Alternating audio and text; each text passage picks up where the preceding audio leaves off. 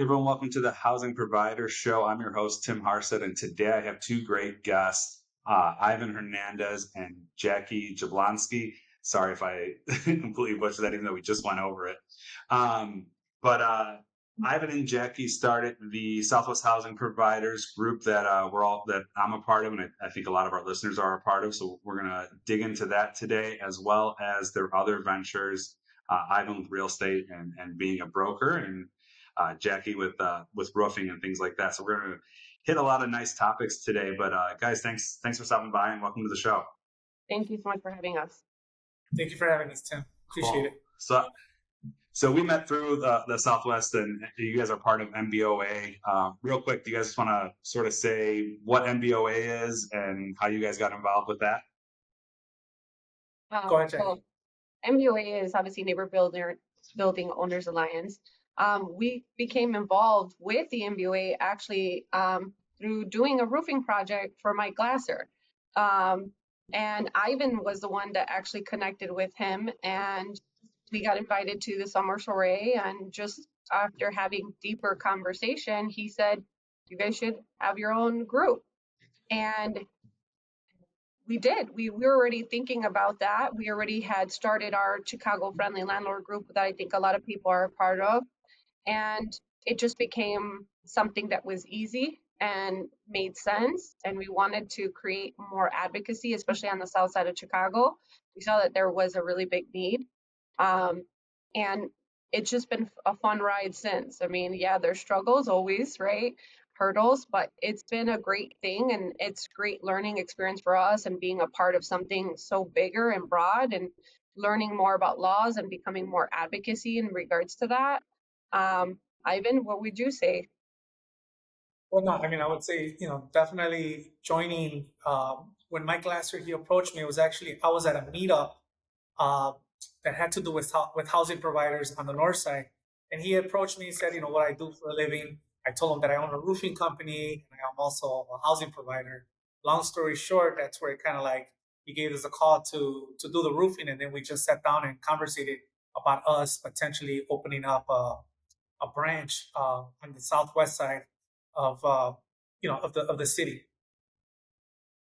Awesome. So I know you guys bring a lot of people together, which is awesome, and I think that's something that's super important. And I've heard you guys talk about this before, but you guys sort of started and stumbled a lot, like a lot of investors do when you're first getting started, because there wasn't as many groups like there are now that can get these new investors there. So I mean, talk about sort of the importance of the investor community and sort of sticking up for each other and sticking.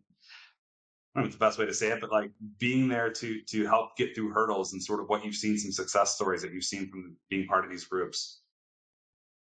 Well, for me, I struggled a lot. I know that we are together, but we watched a lot of TV, HGTV, and watched all those different types of shows, but there was no way of understanding, are we doing this well?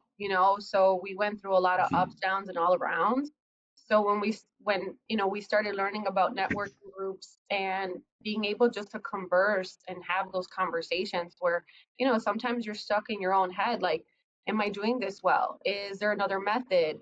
Is there other ways to do that? I was kind of swimming in doubt sometimes, So being able to be part of a community and see that, wow, there's so many different people, different faces, different ways, methods, just there is right ways, but then there's also so many different methods of how to do things, right? Was something very intriguing for me to be a part of. And then as we started going more and more to meetups and seeing what the general conversation was, we realized, wow, we're a lot more experienced than we had thought.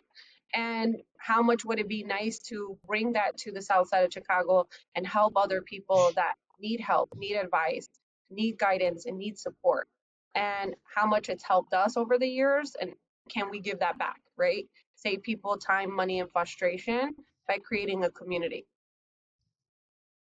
Yeah, I think, and you brought up metrics, and this is something I've been beating the drum for a lot, is you don't truly see the advantages of buying a property until year 4 or 5. There's a lot of the first year you're probably rehabbing, wrapping up tenants, or if there are tenants in that aren't paying. You're doing the eviction process. Like the first couple of years of owning a property aren't going to be the greatest, I think, just in general. And also on top of that, the best part about owning real estate is your mortgage never goes up. Now, PETA does, your insurance will go up, your taxes will go up, but the actual mortgage part of it is going to be the same for the next 30 years, 15 years. But the rents are consistently going up. So that spread on day one is going to be a lot less than it is in year 5. And I think a lot of people get discouraged because their cash flow is low, or they're not getting what they saw on YouTube or things like that. And they sell way too early because they think they're losing the game. What are some metrics that you guys have used internally, or that you guys share with other investors, sort of, are you winning or are you losing after you buy the real estate? I think a lot of people talk about, and we'll talk a little bit more, Ivan, about before you buy real estate, what to look for, but like, what are you guys measuring on your properties to give yourself an indicator that you're managing it properly? Go ahead, Jackie. Me, the indicator that I have is just, I do yearly assessments. I'm looking at the numbers, and I'm always doing comparisons year after year. Also, I think it's very important, a lot of people don't do, is raising the rent. If you're not raising the rent, then that's a big issue. That's why a lot of people do get stuck in hurdles. Also, one thing that we have talked about even in our meetup group, when we've done meetups, us educating other landlords, is charging for the additional storage spaces, charging for parking, not including everything for free, right? Including it for a fee, because it is extra. It's extra usage of the property. It's extra usage of the land. Whether that's a garage, that's something that you're paying for your insurance. That's something that's going to cost you if it gets damaged. We're talking about laundromats, things of that nature, right? A lot of times we want to incentivize our tenants, and I get that, right? We want to have something that brings them back, brings them to us. But a lot of times people are going to need to live, but they don't need an absolute parking space. It's a luxury, right? They don't need to have an additional storage space. That's something that it's additional, so it should be charged additionally. And I think that when you break down those numbers and you really show that too, that's the potential as well. Raising the rent year to year, because things go up year to year. Charging for additional things, because it is an additional requirement. It is additional thing that you have to watch. I did something about laundry, and it's not just charging the laundry or just having the washing machine. It's a breakdown, it's cleaning, it's the lint trap, it's making sure you're communicating about how much the load is. It's all those other things. It's making sure the doors closed, especially in the winter. We don't want to have those pipes freeze. It's all the management aspects that we have to take. Additional storage, making sure that they're not, depending on where it is, what they're storing in there, how much they're storing, make sure that we're not going to have perishable items and not have rats, or, what they're utilizing these extra storage facilities. I have had situations where, oh, wow, this person actually has a little store in the basement. What's going on here? It's all these extra things, and it's extra responsibility. So we should be charging. But I think it's actually looking at your numbers. A lot of times too, I see that investors tend to overspend on the rehab too and fixing it. So then it's hard for them to recomp that money, because they're not understanding what that is also to fix a property. Also for a tenant, they're making it more move-in ready for themselves and tailored to their lifestyle and what they want. And they're not looking at it as an investment aspect either. Yeah, and I think, to your point about charging for things a lot of landlords don't. So we're actually in a beta program right now for adding rubs to some of our buildings, and eventually we want to roll it out to everyone. We're just making sure it works properly. But when you start to, in Chicago, especially in multifamily, it's almost impossible to charge for water without this system. It's almost impossible to charge for a boiler heat, things like that. Mhm. But when you start to implement these systems, you're also going to get tenants that treat the property better. So you're talking about washing machines, right? When it's free and it's in unit, et cetera, they're either going to be they're going to be running it 10 times a day because they don't care if they need to wash one wash rag or whatever, because they're not seeing the water bill. The same thing with showers and running water and stuff like that. And what we hope to see, and we'll see what happens, we're going to save money for our clients by having the tenants pay the water bill, pay the gas bill, and some of the common area cleaning stuff, lawn stuff that we're working on. But also we're going to see it treat it better. We're going to see them actively, keep windows shut in the winter, call when the heat's overblowing, etc. The water, keeping it down. So I think that's a big thing, that when you put that responsibility on the tenants, again, going back to the washer and dryer, they're going to treat it better because they don't want the prices to go up. They don't want, they don't want to use all the water because they know they have to pay for it, $1 a wash, etc. Education, it's a big thing. I mean, that's what I'm very big on, is when we do leasing, is not just doing something via DocuSign and just sending it over, because most case scenarios are not reading it. For me, it has to be in person.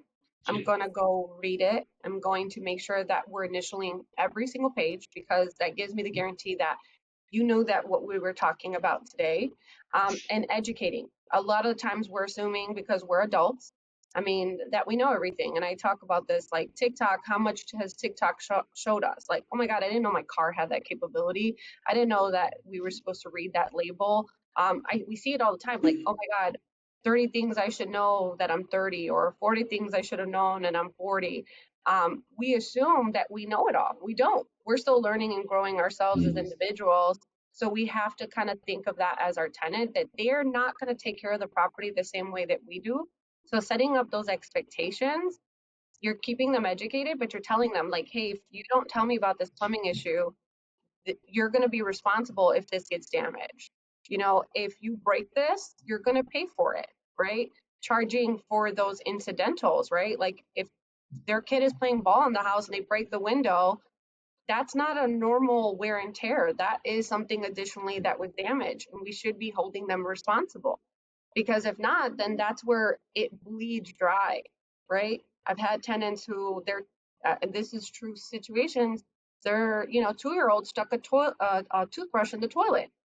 That's not a normal blockage in the toilet and they should also be doing that anyways, right? They should be unclogging the toilet because we didn't clog it. But it wasn't a plumbing issue, like a malfunction. It was something that somebody did. So I have to charge for that plumbing call and that plumbing repair to the tenant. Because if not, guess what? That 2-year-old's going to do it again, and it's going to do it again, or it's going to be the 6-year-old this time, or could be the 20-something-year-old, right? That toothbrush can fall right next, because it's right next to the sink, right? So if we don't hold them responsible for things, they're just not going to care because they don't feel the impact. Yeah, no, exactly. My craziest one so far, plumbing wise, is someone got a beach ball down a toilet. I still don't even know how. Okay. I mean, it was deflated when we found it. I'm assuming it had to be deflated at something, but that's still our weirdest one. Yeah. You guys talk about education. I think that's something you guys bring with the group and everything, and it's important. I think, and we've talked about this off camera, but a lot of groups, it's more of fraternizing, and there's still a lot of good information. There's a lot of good groups out there, but there's other ones where it almost just feels like people are bragging. People are, how many doors do you have? How many this and that?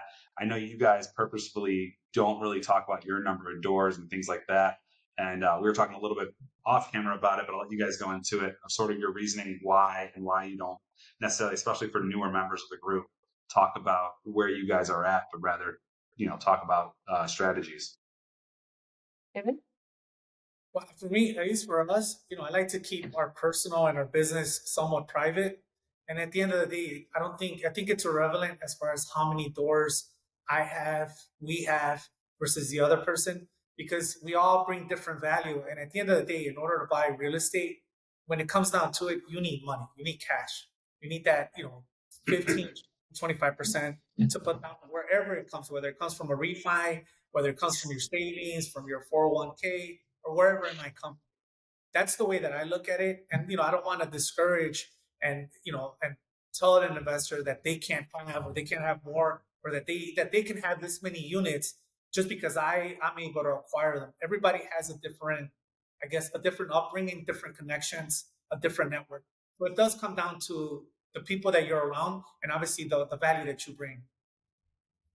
For me, also, I have experienced Well, I just don't disclose it. Like my family doesn't even know what we have. I just don't think that that's a very for me, it's personal, right? Especially if I tell you geographically located, you'll kind of assess like, oh, this is this person's net worth. I don't really like that because for me, it's very personal. It's like asking me like, what's your salary, right? Like, what do you have? What do you own? What's in your bank account?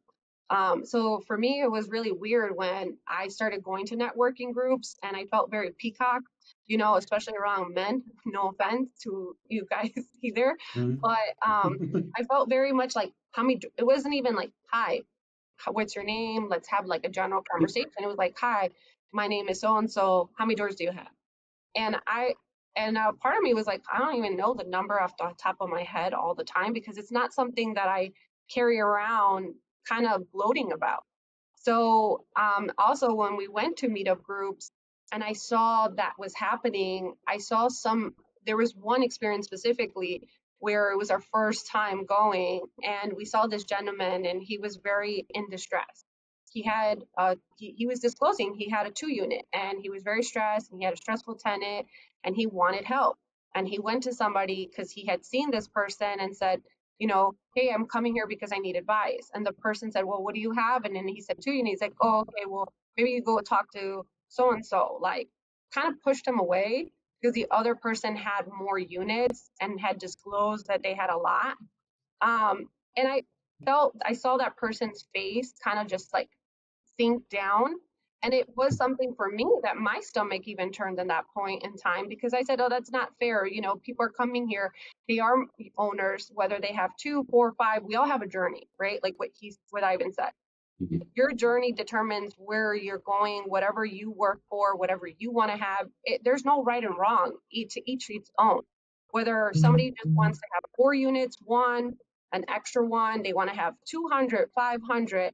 Each person has their own set of goals and their own determination. Shouldn't kind of like nobody should be shunned or put down if they need help or have inquiries. That's why in the group too, we allow anonymous participants because on Facebook, people don't know. They need help. That's why they're coming to networking events. They want to talk to other people because they want to be around a community so they can change. When somebody's showing up, it's because they need something and they're putting in that effort.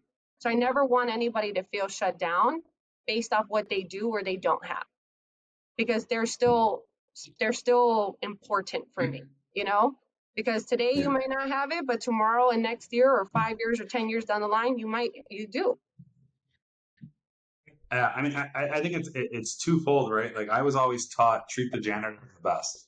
Yeah. In the sense of like, if you're in you're meeting $1 million CEO, when you walk past that janitor, that's the conversation you really want to have because at the end of the day, those are the people that are going to help you get to different levels and get to different places above the people that you may look up to, et cetera. Yeah. The other part of the peacocking, for lack of a better term, I think that's what you called it. Yeah. That really hurts or really doesn't.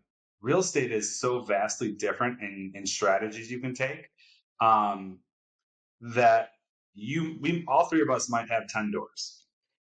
I might have bought it with 1% down and I'm losing $500 a month. Jackie might have saved up and put 20% down and she's cash flowing $1,000 a month. Mm-hmm. And Ivan might only be doing it because he wants the write-offs from depreciation and he doesn't actually there's people that buy real estate and don't even rent it out because they're just leaving it there just to depreciate it. There's so many different strategies that I think that it's such a weird metric of how many doors do you have because it really doesn't mean anything. No, it doesn't. You can syndicate and have 2,000 doors and yet there's no money going into your account, or you can have a 2 flat and you live in 1 unit and your mortgage is paid and you're not worried about having housing costs. Yeah, everybody's situation is so unique and you just never know. And it's not less important. Nobody's less important because they have a different situation and how they're doing it. But I've met people, even in the group, that have said, I've been doing this for 30 years. I've been doing this for 21 years and I'm still learning. Or I never knew I should have done that. Or I've been doing this completely wrong. Or, they're like, I know what I'm doing. Don't tell me nothing. I've met so many different walks of life and people and personalities. So, it's like that whole thing now, we listen and we don't judge. I just Yeah. listen and I don't judge, because you just never know walk of life when somebody has something or you need something and you connect. And I think it's important that we just, give an open mind to things, right? Because everybody's reason and purpose is different and it doesn't make it less. But for me, it was one of the reasons why I wanted to create the group, because of those experiences that I was witnessing. And I experienced myself going to meetups, and I wasn't even getting to know somebody on a personal level, like, hi, how are you? What are you, do you work at other jobs? Just getting to know them, like their personality. And if we just connect on just a personal level, because for me, I open up, like, I may seem very sociable, and I am, but I don't open up very easily and let people in. So I was just trying to connect and see if I find people that are in my circle, like-minded individuals. And when I got that question right off the back, I knew that that wasn't my person, and I didn't like that those people were leading, because then you were giving a bad example to others, and you're leading people in the wrong way. So I wanted to lead people where more education, more help, and hey, if you don't know somebody, I'll introduce you to somebody. If you need something, I'll refer you to somebody, so that everybody can feel included, right? And you got to find your people, you got to find your niche, because it's important, especially as adults nowadays. We need to find people in our circle that can help us and rise us up and lift us up, because if not, then it could be devastating to us as people. Yeah, when we started my company, we started with 2 rules. We now have 3 rules, and obviously we say this in jest. We don't mean it literally, but our 3 rules now are: people are stupid, even those people, and people don't read. And the basis of it, again, obviously we're saying it in jest, but even the people that you think are super smart, even when we get an attorney that comes and rents from us, when my staff comes to me and says, like, but he should have known that. No, what's rule number 1? Like, you can never assume what people know, but also, to your point, there's so much information out there, and there's so much misinformation out there, that no one knows everything. And I don't care if you're 120, you can still learn something. Yes. There's still something new that's changing that can happen that you can learn. And to your point, I mean, you mentioned this a little bit ago, but I didn't have the chance to comment on it. The meeting with tenants and going over the lease is so important, because my staff already knows that the tenant should have read this, or the owner should have read the agreement, is not an excuse for why they're upset. Because if we didn't take the time to go over, I mean, especially with the RLTO, I think what's the Chicago lease now? 13 pages, and then another like 10 or 15 disclosure pages or something like that. Yeah.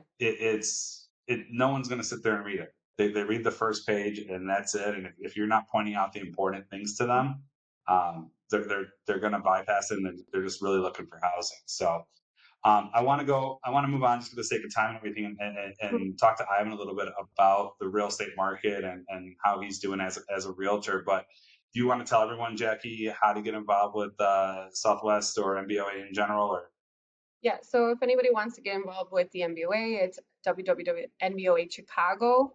There is another MBOA, so make sure you always look up Chicago, and you can subscribe to their emails. Find them on Facebook. They have a lot of information. They're always keeping up facts. And to be part of Southwest, we have our Facebook page, of Southwest Housing Providers Group, or go to our website, www.swhpg.com. And our next meetup is May 21st, and we have it for open networking. Cool. Just in case this isn't published out there, where by then, how do they find out about the meetups? On our website, and then they can always subscribe to our emails, and then we have them on Facebook as well. And they're posted in the Chicago Friendly Landlord Group as well as Southwest. Awesome.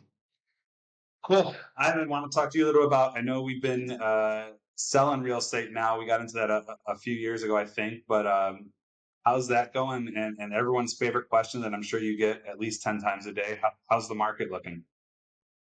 Yeah, I've been doing it for about a year and let's say 3 months, but obviously I've been in the real estate business for about 15 years and mostly on the multifamily side. So what I ended up doing is kind of like niching down, where that's kind of like my focus. I want to focus on helping investors that are looking to either scale or potentially buy their first or second, multifamily, as far as a 2 to 4 unit or something larger. Like the most recent closing that I did was an 11 unit in the Market Park neighborhood. Nice, awesome. How's the market overall right now? What kind of trends are you seeing? So one thing is prices are still going up. There's still people buying. And one of the questions that I get from investors is, I'm looking for a deal. And I think that's kind of like what everybody's looking for. If they're new, they're looking for a deal. They're looking for almost a steal. And the way that I basically encourage them not to be necessarily, of course, we're looking for a deal, but what they should be focusing on is if they're looking to buy something long term, like they're going to hold it for 10 years, 15 years, it really doesn't matter if you pay market rate today, as long as the property cash flows enough to cover the expenses, cover the mortgage, etc. And obviously, the number one thing, one of the other questions that I get is, I want it to cash flow. It's hard to get a property to cash flow when you're buying it FHA. You're kind of house hacking. You're putting 3.5% down. So the way I look at it is, it's very hard for you to live rent free and cash flow. Now, what you could do is, if there's a non-conforming basement or non-conforming attic or both, you can rent out one, obviously live in the other, and maybe then you can potentially cash flow somewhat. But every deal is different. But what I'm seeing is definitely the market is, it's prices are holding themselves, and I don't see the prices coming down anytime soon. What I usually tell investors is, think of it this way: back in 2020. The median price of a 2-flat across Chicago was $250,000. Today, you could pretty much guess it's $450,000 to $500,000 on average. You can go to Midway area, 2-flats are going for $500,000. You can go further up north, in Buena Park, the north side, Logan Square. They're already going, north of $600,000, $700,000, $800,000. Yeah, so it's something that I've struggled to figure out, because obviously I get that question a lot as well. And I went to a conference back in March, and it finally like gave me the explanation that I've been looking for. We're actually in a buyer's market. It doesn't seem like it. The prices keep going up, and it's such a weird time, because you look at the price, and like you said, over 4 years, the average home price, we're not talking about the nice homes, or we're talking about just to get an average 2-flat almost doubled. This guy, he was a speaker at this conference, and what he did is he related it to gold. So the value of gold, which we used to have standards on our dollars until the 50s or 60s, whenever that was. But if you looked at how many ounces of gold it took to buy the average home in, say 2008, right before the crash, right? It was around 220 ounces of gold. If you looked at around 21, it was about 240 ounces of gold to buy the average home. So, over that 10, 12-year period after the crash, we got to about, 20 ounces of gold in inflation. If you look at it now, which again, US dollar prices, the average home is doubled. You want to take a guess how many ounces of gold it takes to buy the average home right now?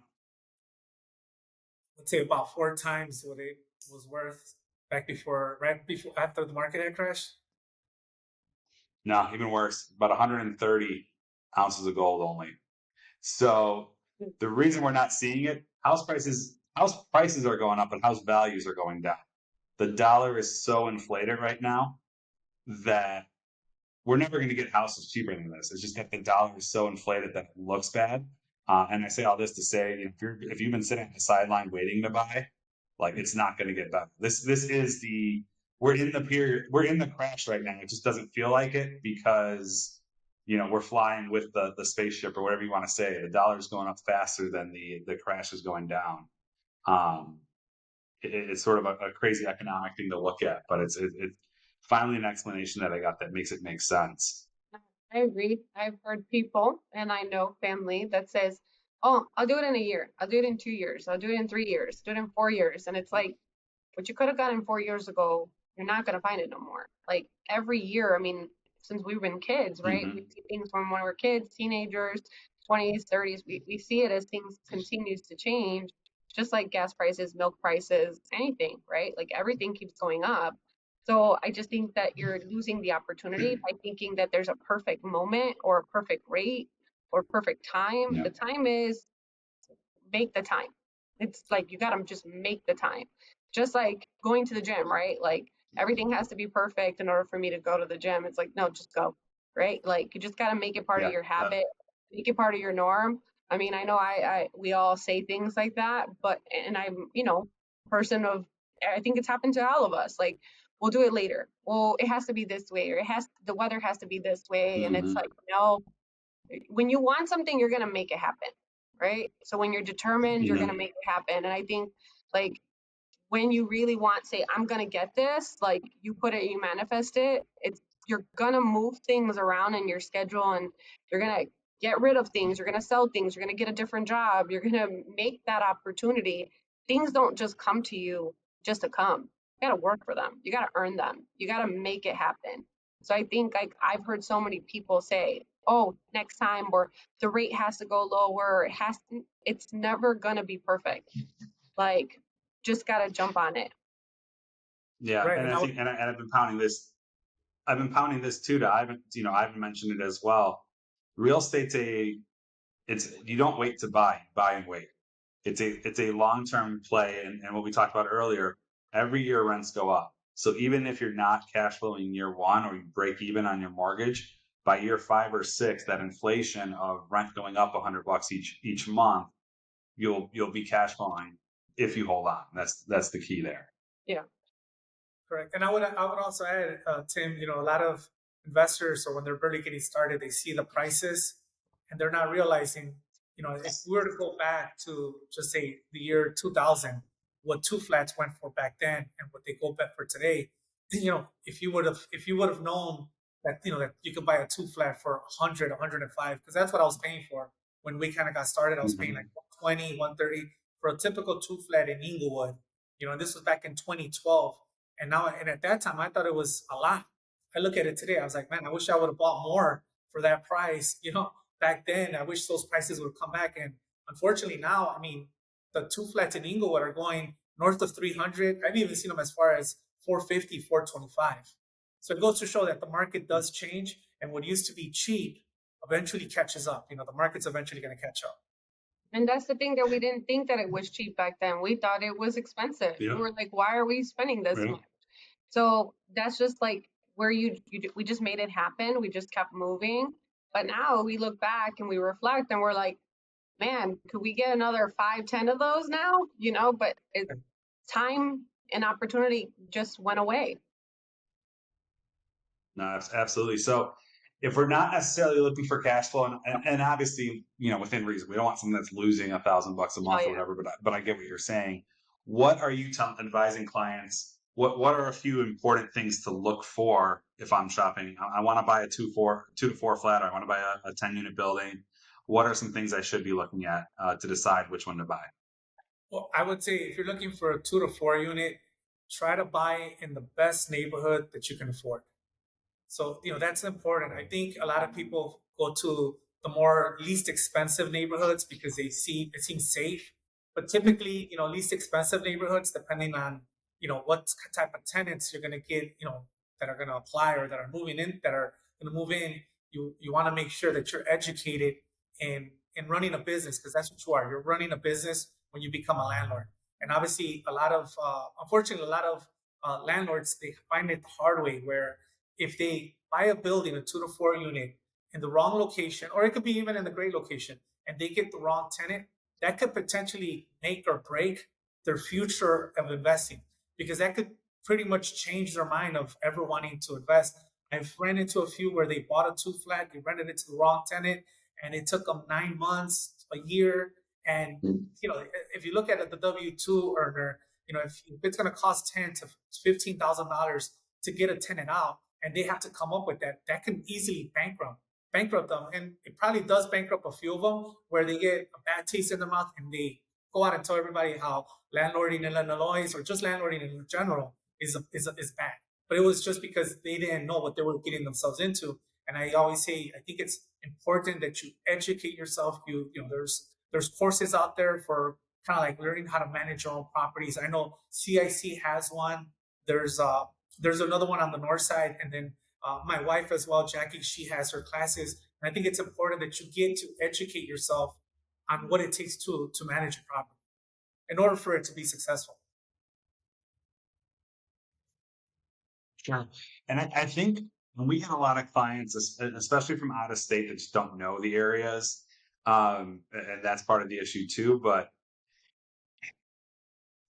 houses aren't 70 grand or 100 grand anymore. Like we're talking about the average price, of a 2-flat, et cetera. And it's crazy to me the people that will, to your point, buy the cheapest thing they can find. They found a building for 120 grand. Let's buy it, and that may be a great deal. But you have to understand that there's going to be some rehab involved. There's going to be some a lot of work to do there. And I think just setting up those expectations that, when you buy cheap, it's risk versus reward. You can get a higher reward because you might be able to put 80 grand into that building and make it worth 400. But if you're buying $120,000 2-flat and don't have the money behind you to fix it, now you're just buying a headache that you're not going to be able to rent out or ever use, and you're just going to lose a lot of money. So I think knowing what you're getting into is a big thing.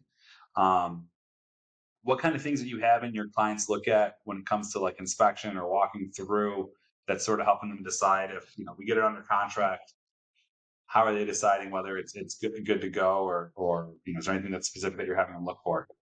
So typically, I've been doing construction and obviously been a GC and in the roofing business for about 15 years. I kind of like to stay in my lane where I don't really like to input too much. But what I do mention to them is whenever they're buying something, if it's livable and it's habitable and they have good tenants, just keep them there.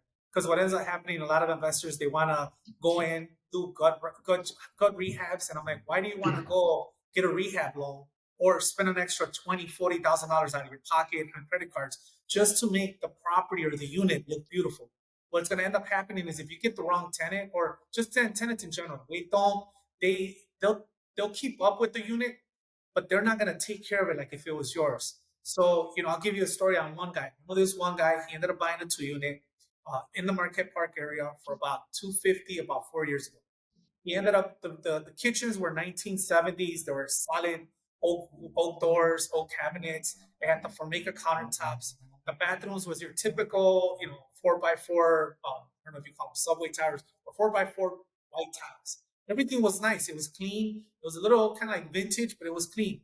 So what he decided, he's like, well, I'm going to gut rehab both units. He ended up spending about $60,000. He was able to raise the rents an additional $300.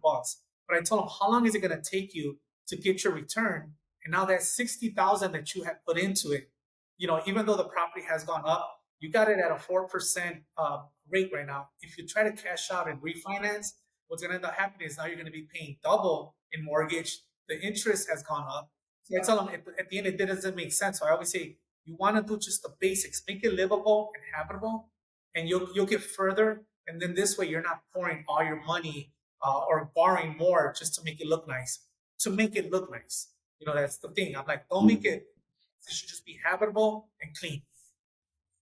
Well, I just did the math. It takes about 10 to 12 years for him to get a return on what he just spent. So why would you want to take 10 to 12 years? And that's not including like your interest rate, right?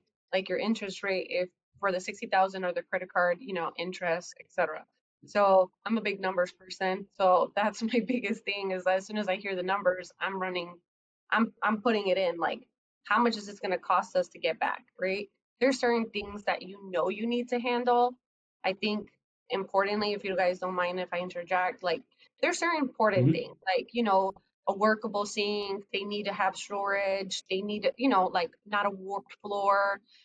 Those things are evitable, right? Like we don't want to have mold. We want to have working lights. We want to have, ceiling fans, whatever we want to have. But I think that sometimes people go in there and they don't realize that it is livable. All we need is maybe some touch of paint, really good cleaning, and some decent floors. Like people are going to put a carpet. They're going to put a couch behind that wall. They're going to put a lamp here. They're going to put a painting on the wall.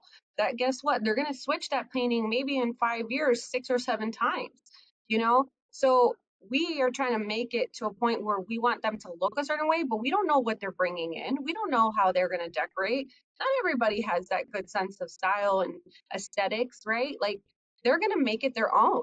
So I think that there's a certain areas, I get you got to tailor to the market, but just make it clean, make it simple. Don't overdo it. I think that that's where I see a lot of people making that mistake.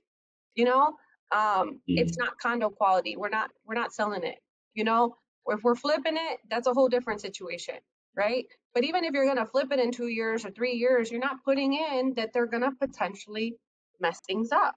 And I'm not saying all of them do, but that's the potential. You got to think of your risk, not just your reward too at the end, right? You got to think of like, yeah, I want this reward, but this is the risk when I'm putting that in.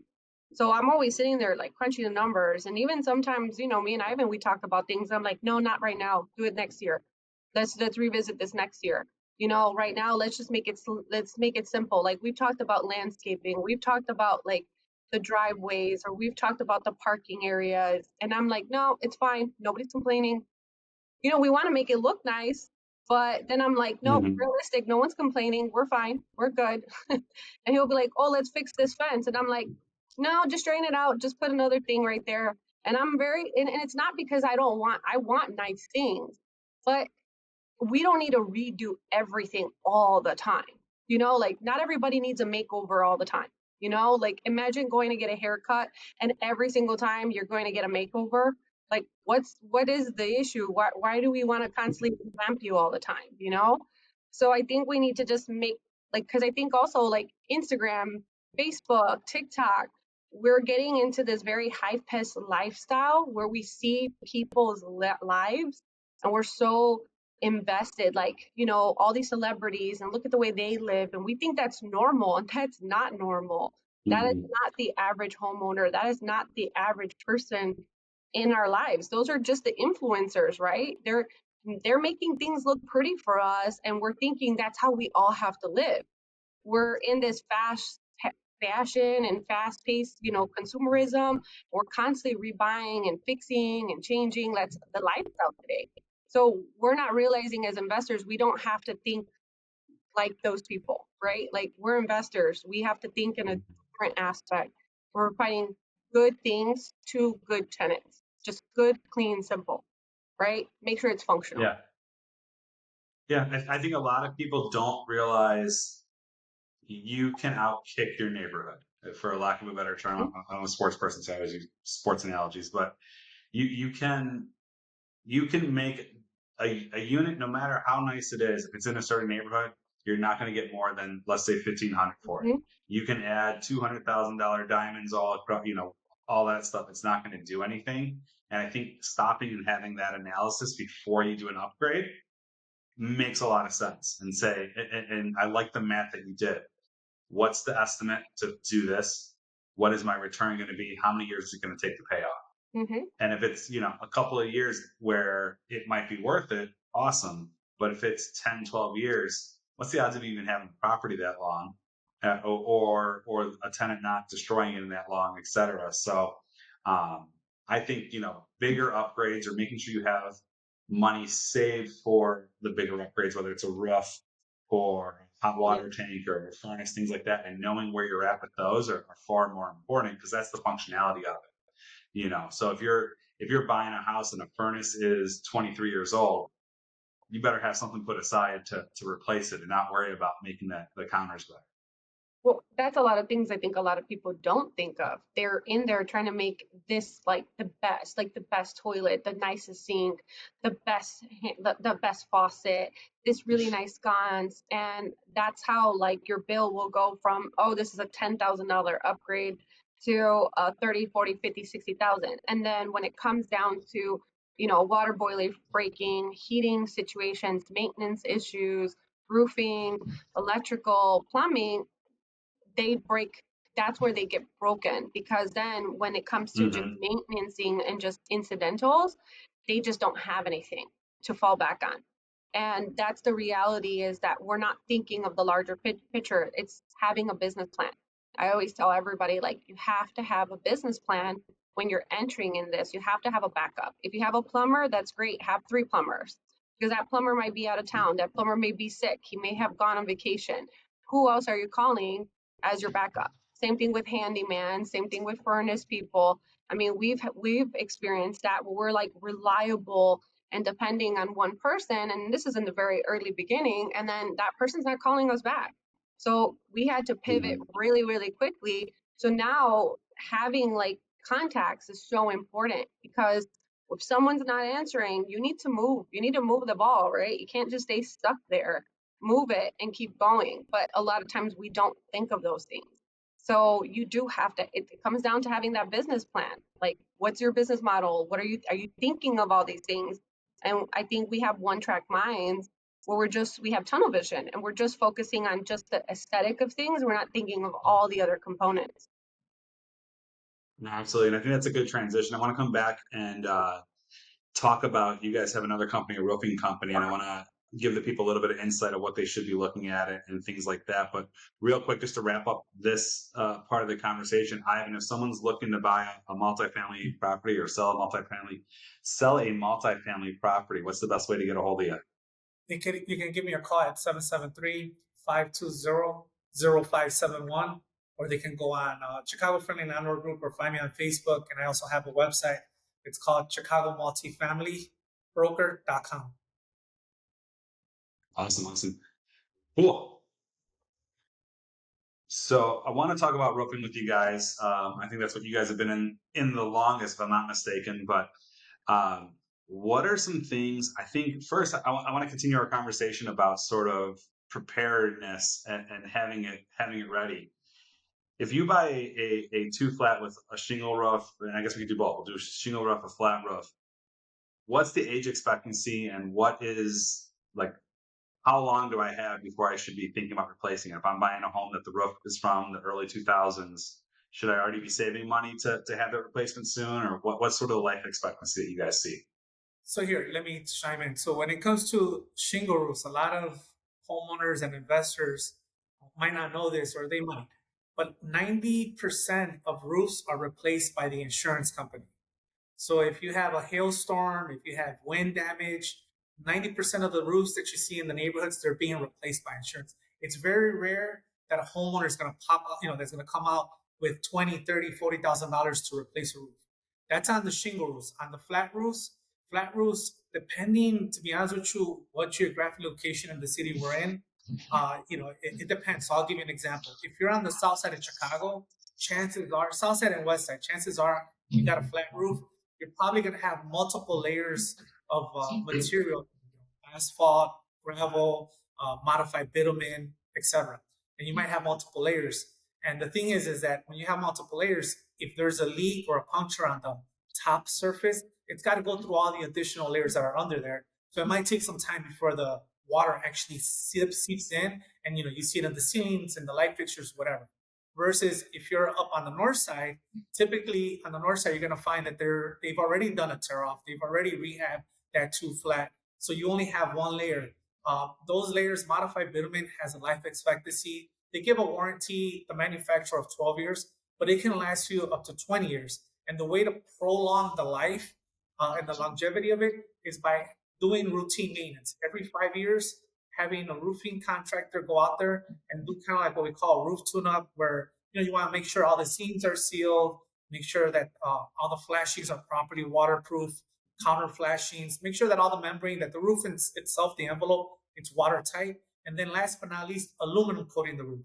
By aluminum coating the roof, what it does not seal any holes or any leaks. It's just reflecting the UV rays from the sun from causing it to deteriorate or weathering it sooner than later. And if you do that every 5 years, you can expect that roof to last you 40, 50 years. That modified bitumen that was replaced, whatever. Let's just say if you installed it today, it can last you up to 50 years if you do that maintenance every 5 years. And then on the shingle roofs for the most part is, whenever there is a leak, is usually there's some shingles that have blown off, or there's flashing issues, either the chimney flashing, the bathroom flashing that has been compromised due to the weather, the sun. So it's very rare that roofs need to be fully replaced. But on average, roof is going to last you 25 to 30 years before you need to replace it. If you're doing maintenance. If you're doing maintenance. If you're not doing maintenance, it's not going to last as long.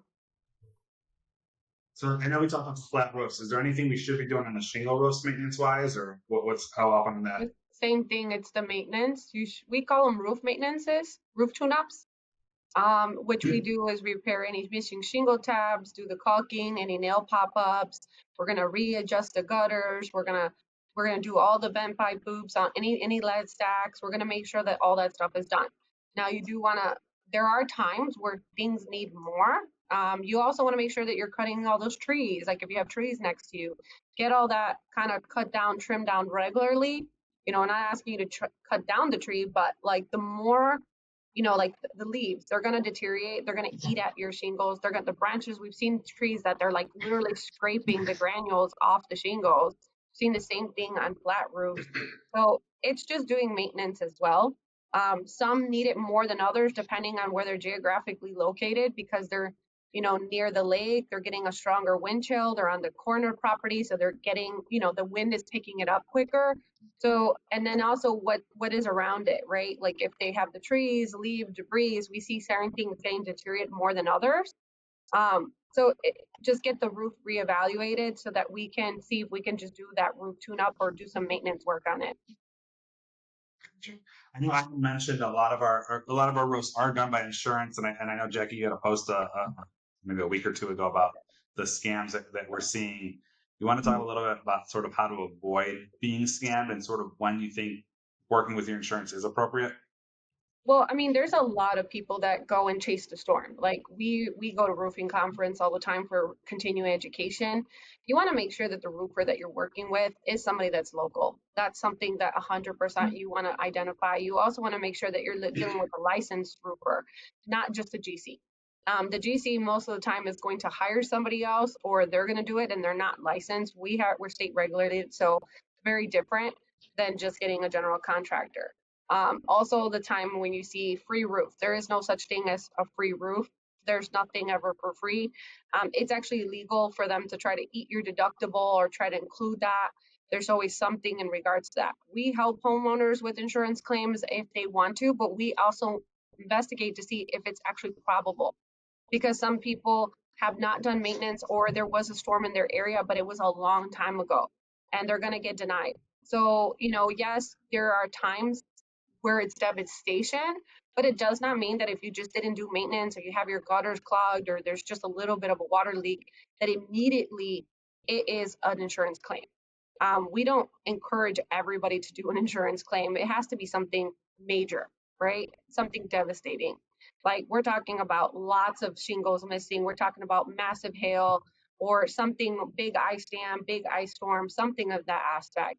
So you do want to make sure that you're not just listening and saying, oh, well, they said that they're just going to get me everything for free. I never have to pay anything out of pocket. It's actually legal.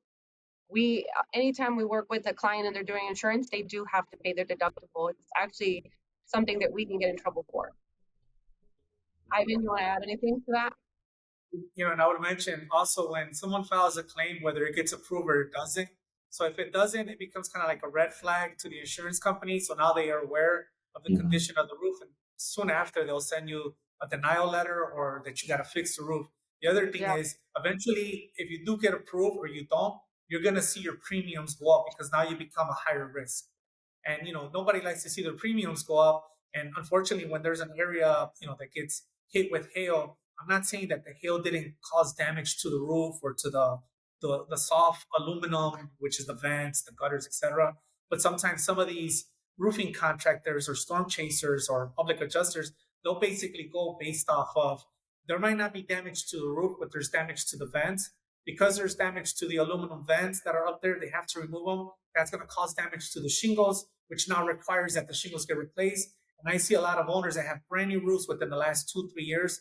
A hailstorm comes through there and they get a door knocker and they're like, whoa, I don't have to pay anything?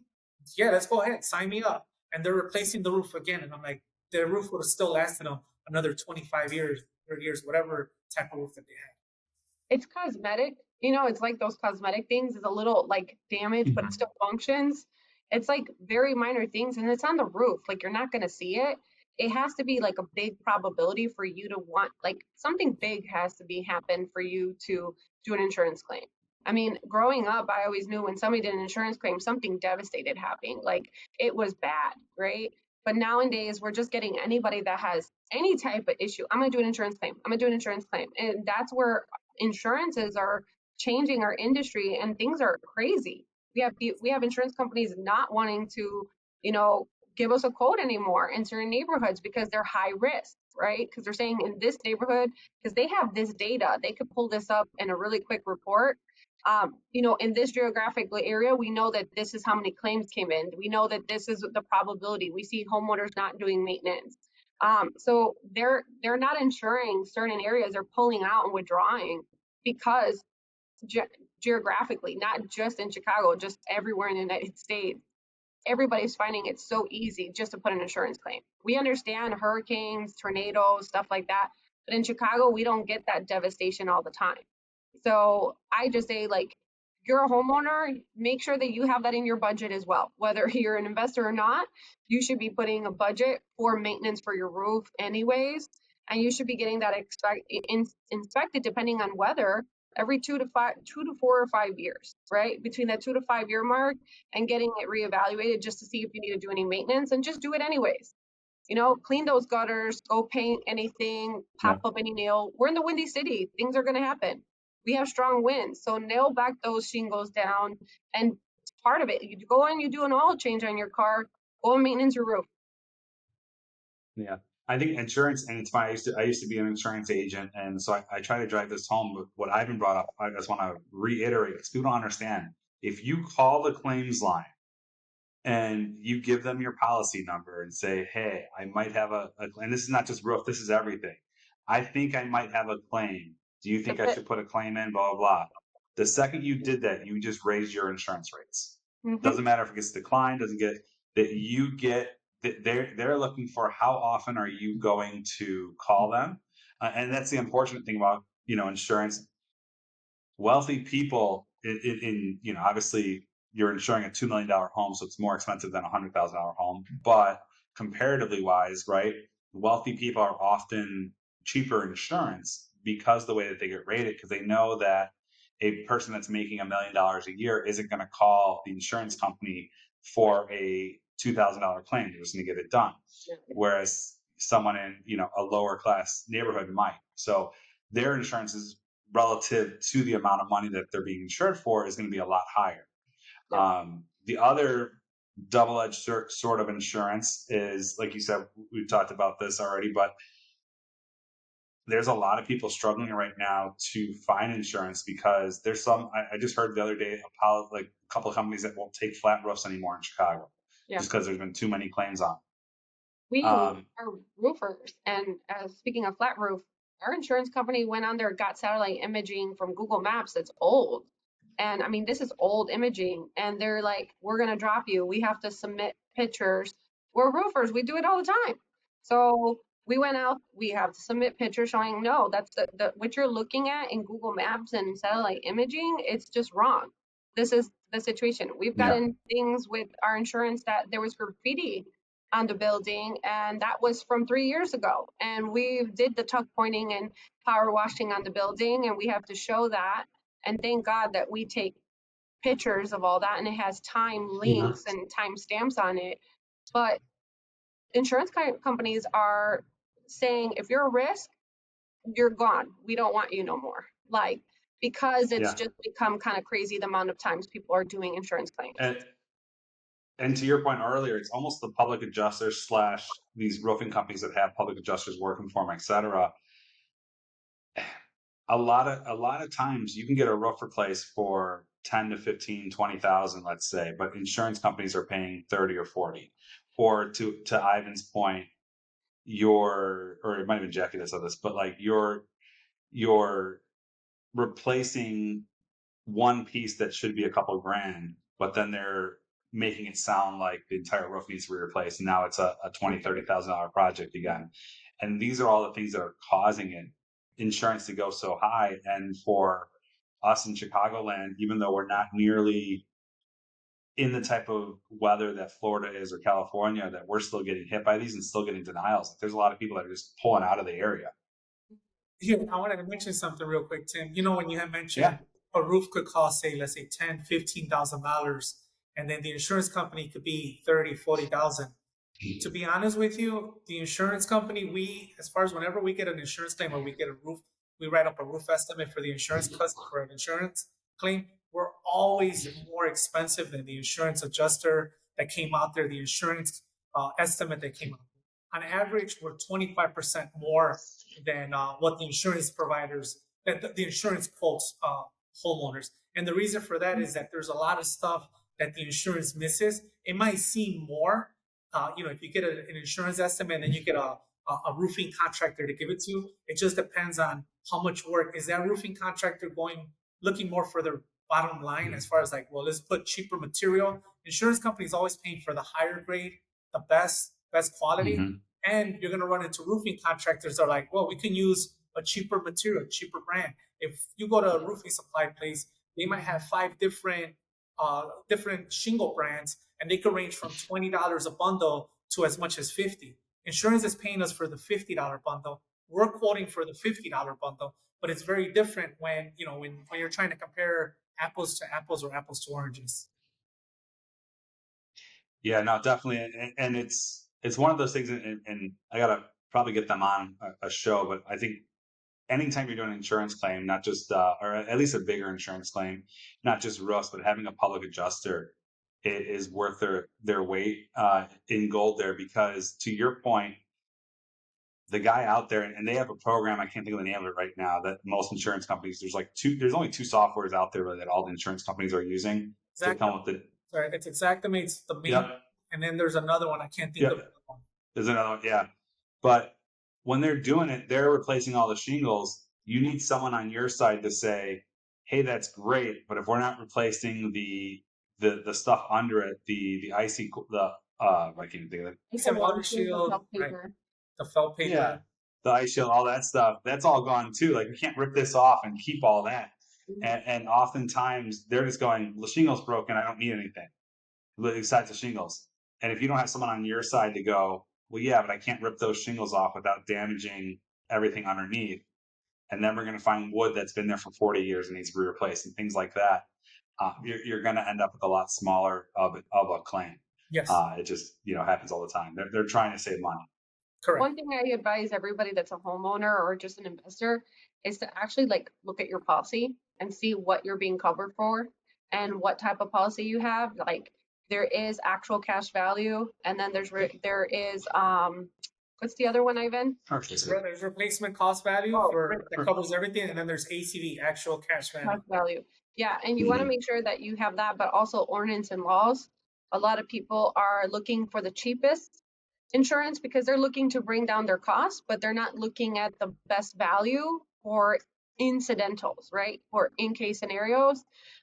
We never want a devastation to happen. We don't want to think that. We always want to knock on wood, but I mean, we've experienced it as well. And it is devastating. I mean, we've been really gut wrenched when it did happen, and thank goodness that I have such a good relationship with a lot of my insurance brokers, and I sit down and I actually overview everything, because we were covered 100%. But a lot of people are not educated in regards to how much they're covered, what are they covered for, and does it cover everything, the ordinance and laws, which, let's just say you had something previously and it's 20, 30 years old, but nowadays there's different laws and different requirements to put up on your roof that will get you covered for all those extras, instead of just getting you for what you actually have, and you still have to pony up all this money out of your pocket. Yeah, and just to break it down really quick, for people that don't understand the terms that they were using. So the difference between ACV and actual replacement costs is what ACV does is it depreciates the value of your home. So if you put a roof on 10 years ago and the roof is supposed to last 20, I'm going to use those numbers to make it easy math, and they determine that it's going to cost $30,000 to replace that roof, they're going to then go, well, but that roof's half its life is gone, so we're going to pay you $15,000, you pay the other $15,000. You're saving a few bucks a month, and it looks great. And this is the problem with shopping insurance is so many brokers are trying to sell you the cheapest insurance versus actually, like you said, Jackie, having that relationship with your insurance broker where they're not scared to come to you with something that's $200 more than the other guy, because they're going to be able to explain the value that they're giving you. that's a huge difference, because you're looking at it as, oh, I'm spending an extra $200 a year, but then when something happens, you could have lost 20, 30, 40, 100 grand, depending on what it is, because they're depreciating everything. The other thing I see a lot of times is we require the insurance to be sent to us from our clients is you buy a 2-flat or a 3-flat, maybe you're house hacking it for a while, and then you move out, and people aren't switching from a policy that covers them as a homeowner living in the unit versus them as a complete unoccupied, completely rented out property. And especially these bigger companies, State Farm, stuff, all states, they'll look for those things to deny your claim on. So It's very important that you're having that conversation over here with your advisor, with your broker, to see, am I in the right plan? Do I have the right plan for where my property currently is? Because when something happens, then it's too late. Well, it's the same thing with people taking money for the laundry or the garage or parking space, and then yearly they're not disclosing that they made that money. It also affects them in the long run when they're trying to buy more property, because they're not saying that they earned that money. They're not putting in and reporting it on their taxes, right? So we have to get to a point where we're not trying to like cheat the system anymore, because we think that we're cheating it, but in the long run, it does hurt us, right? Like, we're not talking to our insurance brokers about the reality of situations. And then when things happen, we're not getting covered for that. Or we have no clue that we weren't covered because we didn't want to have that conversation. Communication is key. Like, honestly, I say that all the time. The same thing with like disclosing that you made an extra $10,000, $15,000 because of laundry or parking spaces. It's important for you to do that because long term, if you want to buy another property, you want to do something else. Well, guess what? You're saying, well, how is that not possible? How am I not getting approved for more? I know I brought this in, but you didn't disclose that. You kind of put that underneath the table. So we need to kind of just have like those full on conversations, good accountants, good insurance brokers, good attorneys, talking to the good, right people that are going to keep you honest, right? Those friends that are honest are going to tell us when we're walking around with toilet paper on our shoe. The other friends are just going to see you walking on it and never tell you anything. So we need those friendships and those business relationships that are just going to be very transparent and very real with us. Cool. I want to talk about, I just want to bring it full circle. We were talking about budgeting and all that stuff and sort of having reserves for the roof. This roof, a lot of people have not even heard of, and just from posts that we've seen and stuff like that recently on it, haven't even heard of, roof tune-ups and things like that. But if I got a brand new roof, I'm looking at a tune-up in 5 years, like what am I budgeting or what am I putting aside for it? Is this a couple $100, a couple thousand, like what price range? I know there's not an exact answer because everything's a little bit different, but like what range should I be saving for? For like a shingle roof, we're looking at like anywhere from $1,000 to $2,000, to kind of do a roof tune-up. And that's also depending on the condition. It could be more and it could be a little bit less, but it's conditioned on what's going on with yours. Flat roofs, depending on size, start usually typically, and think about it, in 5 years, things are going to go up, right? But like we're thinking $2,000 and up, depending on size. Size, dimension, fence, because we're looking at all the protrusions, air conditioning. Yeah. Also, if you want to do aluminum coating, that's a different option as well to add on. But just to do maintenance, we're looking at $2,000 and up, right? On a shingle roof, it's like $1,500 and up, depending on size. Yeah, and I think some people are going to look at that and go, that's a couple months of rent. But when you really look at it, the alternative is, instead of 40 years from now, in 5 or 10 years, having to spend 20, 30, 40 grand on a new roof because you let it go, it's a no-brainer there. And then the mold, awesome. Other things that can happen as well, electrical issues, because we're getting water inside our homes. Yeah. No, absolutely. And I want to thank you guys again for taking the time to join us on this episode. And we're running a little bit long, so I'm gonna cut it off, and would love to have you guys come back sometime in the future. But last time, and I know we've talked about three different sides of you guys, but if someone's looking for a roof quote or looking to get a hold of you guys for a tune-up, et cetera, what's the best way to get a hold of you guys for roofing? Contact us, look us on the web, it's roofingbyhernandez.com, or you can call and text us at 773-875-1595. Awesome, guys. Thanks again. I'm going to wrap up, and everyone that's listening, feel free, leave us some comments. Let us know how we did. Let us know other questions you have. Again, I think we'll probably have these guys back on in a few months maybe and catch up with them. So leave some questions you want us to ask next time, and we'll go from there. Thanks for listening, everyone, and we'll talk soon. Thank you for having us. Thank you, Tim.